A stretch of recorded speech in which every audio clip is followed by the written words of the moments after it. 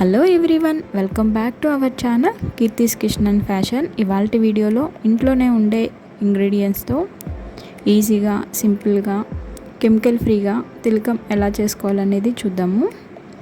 అందుకు ముందుగా నాదొక చిన్న రిక్వెస్ట్. ఇప్పుడు వరకు నా ఛానల్ని సబ్స్క్రైబ్ చేసుకోలేదా, లేకపోతే ఫస్ట్ టైం నా ఛానల్ని విజిట్ చేసారా, అయితే please subscribe to my channel. దాని పక్కనే బెల్ కూడా ఉంటుంది, దాన్ని యాక్టివేట్ చేసుకోండి. అలా యాక్టివేట్ చేసుకోవడం వల్ల నేను ఏ వీడియో పెట్టినా మీకు అది నోటిఫికేషన్లో వస్తుంది.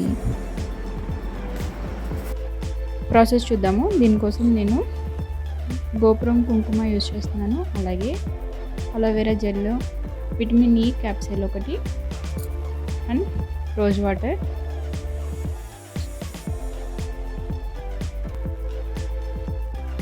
ప్రాసెస్ చూద్దాము.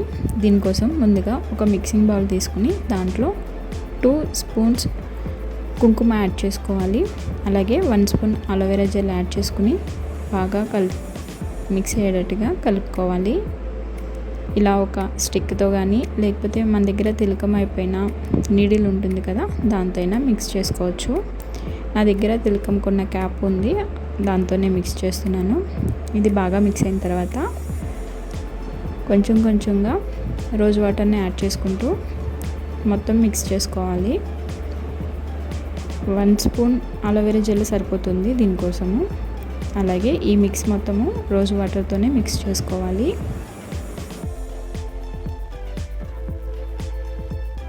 ఇలా రోజ్ వాటర్ని కొంచెం కొంచెంగా యాడ్ చేసుకుంటూ మిక్స్ చేసుకోవాలి. ఇలా మొత్తం మిక్స్ అయిన తర్వాత ఒకటి విటమిన్ ఈ క్యాప్సూల్ని యాడ్ చేసుకోవాలి. ఈ తిలకంకి వచ్చి 2 స్పూన్ల కుంకుమకి 1 స్పూన్ అలోవెరా జెల్, మిక్స్ చేయడానికి సరిపడా రోజ్ వాటర్. ఇవి మెజర్మెంట్స్.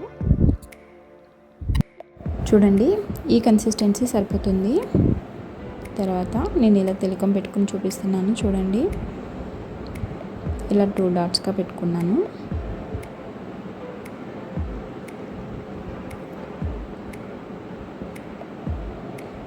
చూడండి ఫ్రెండ్స్, ఎటు సైడ్ కూడా స్ప్రెడ్ అవ్వకుండా ఇలా స్టిక్ అయి ఉంది. ఒకవేళ మీకు లైట్గా అనిపిస్తే కనుక కొంచెం అలోవెరా జెల్ని యాడ్ చేసుకుని మిక్స్ చేసుకోండి.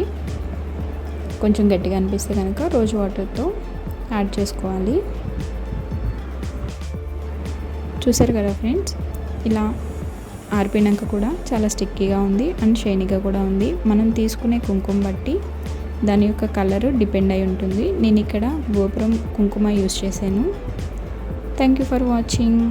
ఈ వీడియో మీకు యూస్ఫుల్ అనుకుంటే కనుక లైక్ చేయండి, కామెంట్ చేయండి, అలాగే మీ ఫ్యామిలీ అండ్ ఫ్రెండ్స్తో షేర్ చేసుకోండి. మీరు ఎక్కడి నుంచి చూస్తున్నారో అనేది నా కామెంట్లో షేర్ చేసుకోండి.